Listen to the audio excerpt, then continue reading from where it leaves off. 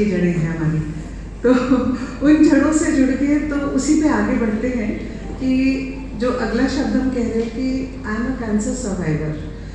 Yamuna authority जीवन का एक पहलू है, वो एक ऑफिशियल है, बट उसके अलावा भी कुछ चीज़ें कर रहे हैं जो हम आपसे आज साझा करना चाह रहे हैं कि वर्ष अब तो काफ़ी समय हो गया है, अचानक पता लगा था जब मेरी बड़ी बेटी होने वाली थी कि कैंसर की समस्या है, और उस समय 2 मिनट को एक अंधेरा छाता ही है जब आप कैंसर जैसा शब्द सुनते हैं। और उसके बाद बेटे का जन्म हुआ, फिर सर्जरी हुई और 1 साल बड़ा ही अंधकार में, लेकिन उस समय से ये समझ में आ गया था कि जीवन कितना मूल्यवान है। आप सभी जो यहाँ पर बैठे हुए हैं, आप ये समझिए कि कितने सौभाग्यशाली है कि हम इस दुनिया को देख रहे हैं, इस बदलती दुनिया जिसके बारे में स्टेज से भी सबने बात करी और हम सब ने बात करी कि हम कहाँ से कहाँ तक आए हैं। आपने संजय भैया ने लोटे से लुटियन की बात करी, और ये अच्छी बात है कि उस लुटियन में आके भी हम अपना लोटा थामे हुए हैं। जड़ों की बात भी वहीं से हो रही है कि जड़ों को थामे रहिए और आसमान में उड़ते रहिए। तो उस दिन से ये समझ में आ गया कि जीवन कितना मूल्यवान है।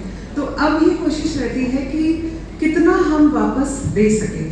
मैं भैया ने भी पूछा कि आप कहाँ से हैं, तो मैं पूर्वी उत्तर प्रदेश में सुल्तानपुर से हूँ, और खेती प्रधान समाज है, और एक हम लोग ने बचपन से पढ़ा था कि इंडिया इज अग्रेरियन सोसाइटी, तो हम लोग वहाँ से आगे बढ़ते हुए आगे आ रहे हैं। तो उसी चीज़ में कैंसर वाले क्षेत्र में थोड़ा सा बात करना चाह रहे थे कि डिजिटल होता भारत से हम किस तरह से जुड़े हैं कि आज की तारीख में कैंसर के ऊपर जो काम करते आ रहे हैं कि एक जब किसी भी परिवार में किसी व्यक्ति को, घर की स्त्री को या पुरुष को, बच्चे को, बुजुर्ग को के बारे में ये कह दिया जाता है कि आपको ये कैंसर की समस्या है, तो उस व्यक्ति के साथ साथ उस परिवार को भी आधा जैसे मृत्यु का साइकोलॉजिकली आपका मन वहाँ जाता है कि खत्म, जीवन खत्म, एक अंधेरे की बात होती है। तो आज की तारीख में डिजिटल इंडिया जो मेरे जीवन के पहलू से जुड़ा है, उसमें ये हुआ कि भारत के सुदूर से सुदूर जगह, remotest of north east, remotest of Kashmir, remotest of south India या राजस्थान, डिजिटल माध्यम से हम जुड़ के उस परिवार की काउंसलिंग करते हैं। कहीं पर जाने का अवसर होता है, जैसे नॉर्थ ईस्ट में बहुत सारे ज़िलों में हम गए, तो सिर्फ उनके पास बैठ के ये बताना होता है कि जीवन खत्म नहीं हुआ है, कोशिश करेंगे, हम उस बीमारी से भी बाहर निकल लेंगे। बहुत से परिवार ऐसे होते हैं जिसमें फाइनेंशियल समस्याएं होती, तो कोशिश करते हैं कि उस तरह की भी मदद मिले। वो जो एक परिवार भी साथ साथ सफ़र करता है, उस चीज़ को कम करने की कोशिश करते हैं बात करके। बहुत बार ऐसा तो आपने देखा होगा कि हम किसी की समस्या का निदान नहीं कर पाते, लेकिन उसको बात करके, मॉरल सपोर्ट देकर उसके मन को तो हम ताकत दे पाते हैं, और मन की ताकत से ही शरीर की जितनी भी कमियां होती हैं वो दूर हो जाती हैं। अगर हम मेंटली स्ट्रांग हो जाते हैं कि हाँ ये बीमारी है, problem identified is half solved, बीमारी है, ठीक है, इससे लड़ेंगे और पूरा परिवार जुट के लड़ेगा और उसमें हम उसकी सहायता करेंगे। तो वो जो मानसिक आप जो मॉरल सपोर्ट देते हैं उसकी कोशिश कर रहे हैं।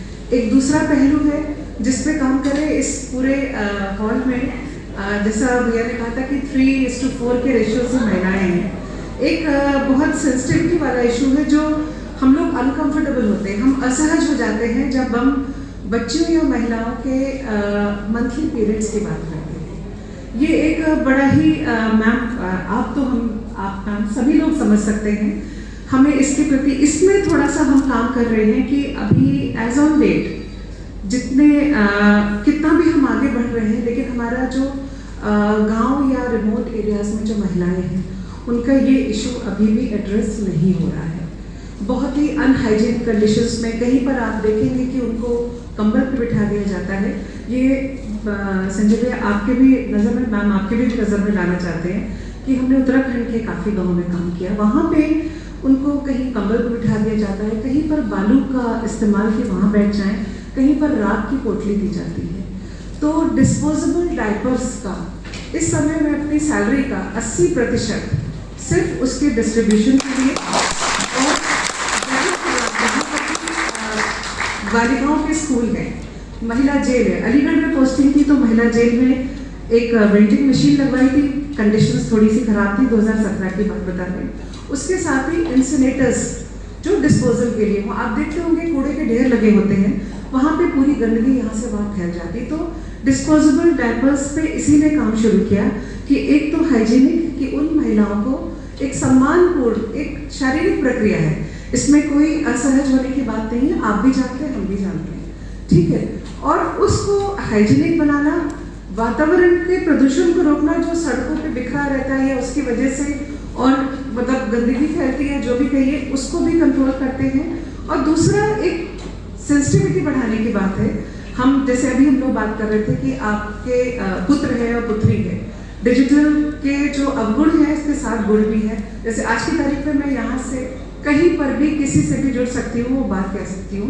उसी तरह से इनके डिस्ट्रीब्यूशन की डिस्पोजेबल मैं डायपर्स बोल रही थी, एक आदत होगी विज्ञापन देखे, डिस्पोजेबल सैनिटरी नैपकिन्स की बात कर रहे हैं, जिसपे 4 के पैक्स हम लोग बना के देते हैं जो कि रीयूज कर सकते हैं।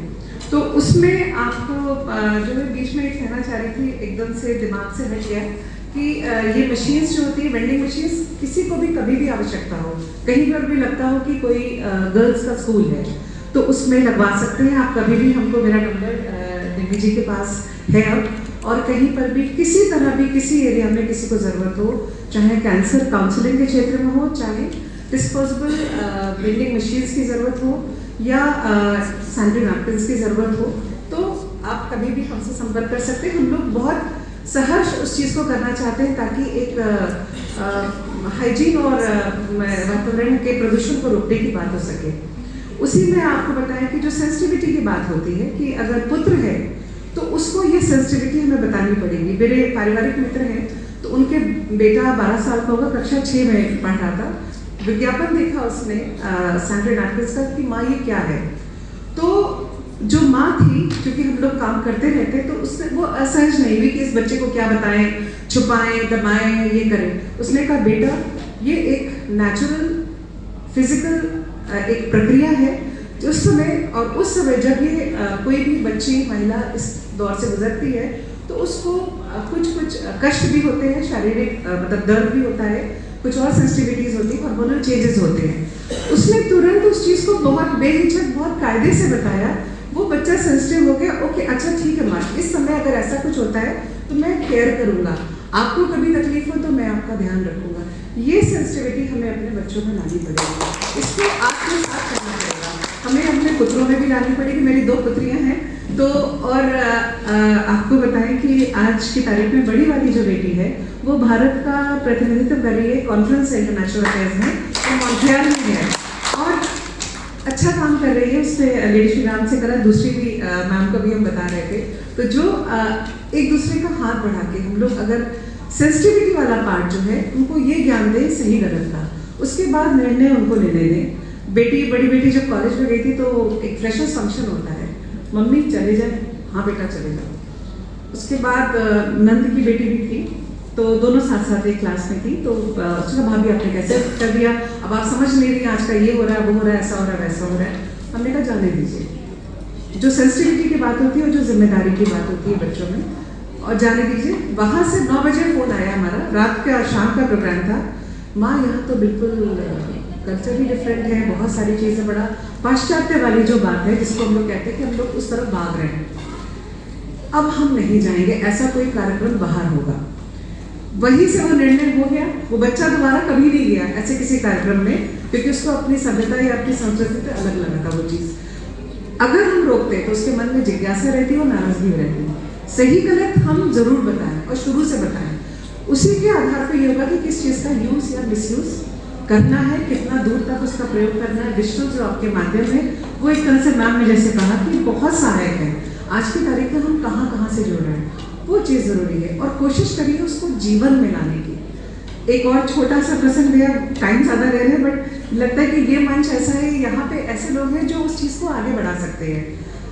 सन 1900 भैया आपने मेरे ख्याल से कहाँ गए सुजीत भैया, इन्होंने बताया कि 90 में इन्होंने प्रयागराज विश्वविद्यालय ज्वाइन किया था और हम 89 में पास आउट कर चुके थे, 34 साल हो चुके हैं। उस समय हमने UGC का एग्ज़ाम टेस्ट पास किया। मेरे पिताजी लॉ के हेड ऑफ द डिपार्टमेंट में, उनका बड़ा मन था कि हम टीचिंग के क्षेत्र में जाएं। 1.5 साल पढ़ाया भी भैया, लेकिन लगा कि ये तो यहाँ पे मतलब एक जगह बन जाएंगे तो कुछ और करा जाए। तो उस समय UGC कर लिया और नाम के आगे डॉक्टर लगाने की बड़ी इच्छा थी।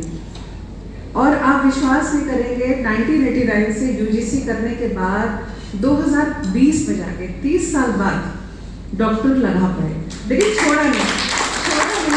तो वही चीज़ है कि अगर हम अपने सीमित उसमें कुछ चीज़ों को कर सकते हैं तो इंडिविजुअली हम अपने आप में एक पावर हाउस है, अपने आप में जो यहाँ से गवर्न हो सकता है और करने की इच्छा रखना चाहिए।